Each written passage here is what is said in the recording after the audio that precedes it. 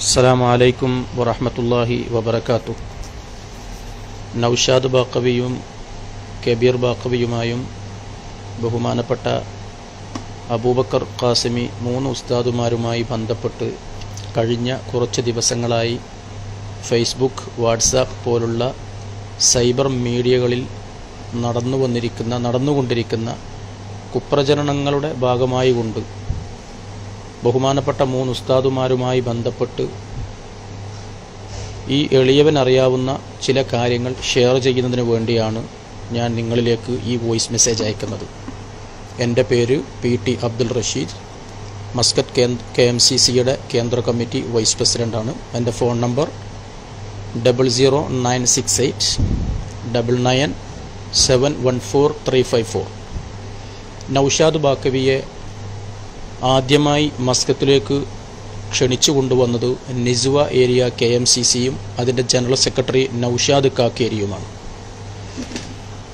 അന്ന് നൗഷാദ് ബാഖവിയുടെ വിസ ഞങ്ങൾ സബ്മിറ്റ് ചെയ്തപ്പോൾ, നിസ്വ KMCC സബ്മിറ്റ് ചെയ്തപ്പോൾ ചില സാങ്കേതിക കാരണങ്ങളാൽ വിസ കിട്ടാതെ വന്നപ്പോൾ നൗഷാദ് ബാഖവി അന്ന് ആദ്യമായി ടിക്കറ്റ് ബുക്ക് ചെയ്തത് തിരുവനന്തപുരത്ത് വെച്ചായിരുന്നു. പക്ഷേ തിരുവനന്തപുരത്ത് നൗഷാദ് ബാഖവി വരാനുള്ള ഫ്ലൈറ്റിൻ്റെ സമയമാകുമ്പോഴേക്കും ഞങ്ങൾക്ക് വിസ ലഭിക്കാതെ വന്നപ്പോൾ നൗഷാദ് ബാഖവിയോട് തിരുവനന്തപുരത്ത് നല്ല ടിക്കറ്റ്, നെടുമ്പാശ്ശേരിയിൽ നിന്നാണ് ടിക്കറ്റ്, അതുകൊണ്ട് നിങ്ങൾ നെടുമ്പാശ്ശേരിയിലേക്ക് പോകണം, നെടുമ്പാശ്ശേരി എത്തുമ്പോഴേക്കും വിസ ഞങ്ങൾ എയർപോർട്ടിൽ സബ്മിറ്റ് ചെയ്യാമെന്ന് പറഞ്ഞു. ബഹുമാനപ്പെട്ട ഉസ്താദ് യാതൊരു വൈമനസ്യവും കൂടാതെ തിരുവനന്തപുരം എയർപോർട്ടിൽ നിന്നും നെടുമ്പാശ്ശേരിയിലേക്ക് പോയി.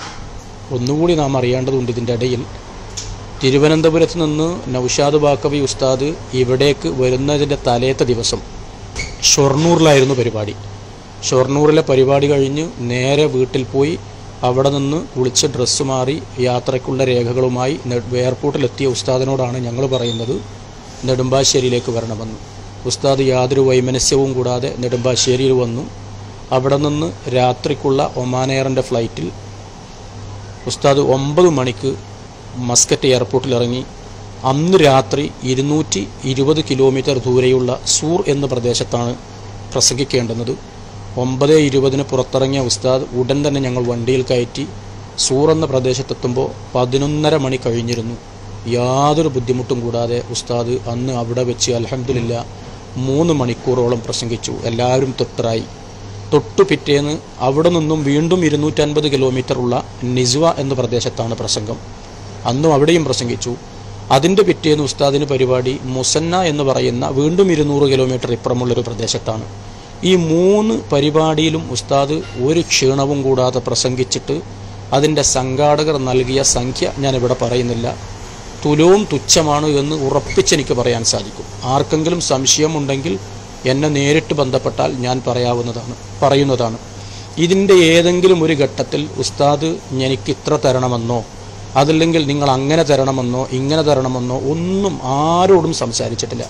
ഈ 3 ദിവസവും ഉസ്താദ് താമസിച്ചത് സാധാരണക്കാരോടൊപ്പമാണ്. അതിൽ മുസന്ന എന്ന് പറയുന്ന പ്രദേശത്ത് ഒരു ചെറിയ ഹോട്ടൽ റൂം സൗകര്യം ചെയ്തു കൊടുത്തു. ബാക്കി എല്ലായിടത്തും താമസിച്ചത് സാധാരണക്കാരോടൊപ്പം മാത്രമാണ്. വളരെ വ്യക്തമായി ഞങ്ങൾക്ക് പറയാൻ കഴിയും. കൊടുത്ത എമൗണ്ട് ഒരു വാദത്തിന് വേണ്ടി ഞാൻ പറയുന്നില്ല, പക്ഷേ ആർക്കെങ്കിലും സംശയമുണ്ടെങ്കിൽ ഞാനുമായി ബന്ധപ്പെട്ടാൽ ഇൻഷാ അള്ളാഹ് അത് ഞാൻ പറയാൻ തയ്യാറാണ്. 1, കബീർ ബാഖവി ഉസ്താദിനെ നേരിട്ട് ക്ഷണിച്ചു കൊണ്ടുവന്ന ഒരു ഏരിയ കമ്മിറ്റിയുടെ ജനറൽ സെക്രട്ടറിയാണ് ഞാൻ. റബീഉൽ അവ്വലുമായി ബന്ധപ്പെട്ട പരിപാടിക്ക് ഉസ്താദ് കബീർ ബാഖവി ഉസ്താദ് 3 പരിപാടിയിൽ പങ്കെടുത്തിട്ടുണ്ട്. 1 സഹം ഏരിയ KMCCയുടെ പരിപാടി, 2 SKSSF കേന്ദ്ര കമ്മിറ്റിയുടെ ഒരു പരിപാടി റൂവിയിൽ, 3 ജബലന്നൂർ കമ്മിറ്റിയും KMCCയും സംയുക്തമായി സംഘടിപ്പിച്ച ഒരു പരിപാടി സീവിൽ. ഈ 3 പരിപാടിയിൽ ഉസ്താദ് പങ്കെടുക്കാൻ വന്നപ്പോൾ ഈ 3 ദിവസവും താമസിച്ചത് എൻ്റെ സഹോദരൻ അബ്ദുൽ ഷുക്കൂറിൻ്റെ റൂമിലാണ്. പാണക്കാട് സയ്യിദ് അബ്ബാസ് അലി ശിഹാബ് തങ്ങളോടൊപ്പം അബ്ബാസ് അലി തങ്ങളും ബഹുമാനപ്പെട്ട ഉസ്താദ് കബീർ ബാഖവിയും താമസിച്ചത് ഞാനും എൻ്റെ അനുജനുമൊക്കെ താമസിക്കുന്ന ഫ്ലാറ്റിലെ സാധാരണ റൂമിലാണ്. ഒരു അസൗകര്യവും അവർ അറിയിച്ചിട്ടില്ല. കബീർ ഉസ്താദിനെ ക്ഷണിച്ചപ്പോഴോ ക്ഷണിക്കുന്നതിന് മുമ്പോ ക്ഷണിച്ചതിന് ശേഷമോ ഇത്രയും നാളായിട്ടോ ഞങ്ങൾ കൊടുത്തതെല്ലാം വാങ്ങിച്ചു എന്നല്ലാതെ അതുമായി ബന്ധപ്പെട്ട് ഇന്ന് വരെ ഒരു സംസാരമുണ്ടായിട്ടില്ല എന്ന് മാത്രമല്ല, അതിനുശേഷം വീണ്ടും 3 തവണ കബീർ ബാക്കവി മസ്കത്തിൽ വന്നു. അതിനുശേഷം വീണ്ടും 3 തവണയോളം നൗഷാദ് ബാക്കവിയും മസ്കത്തിൽ വന്നു.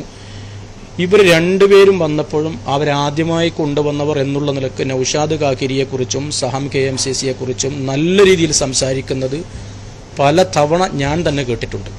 അബൂബക്കർ അൽ ഖാസിമി ഉസ്താദിനെ സഹം KMCC കഴിഞ്ഞ റമളാനിൽ ഒരു റമളാൻ പ്രഭാഷണത്തിന് വേണ്ടി ക്ഷണിച്ചു.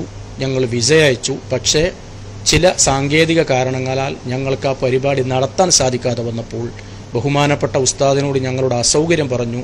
മുൻകൂട്ടി തയ്യാറാക്കിയ ഒരു ഡേറ്റ് വളരെ അടുത്ത ദിവസം ക്യാൻസൽ ചെയ്യേണ്ട ഒരു സാഹചര്യം വന്നപ്പോഴും ഒരു വൈമനസ്യവും കൂടാതെ അള്ളാഹുവിൻ്റെ ഖളാ ഇല്ലാതിരിക്കാം, അതുകൊണ്ടായിരിക്കും എന്ന് പറഞ്ഞ് ഞങ്ങളെ സമാധാനിപ്പിച്ചു.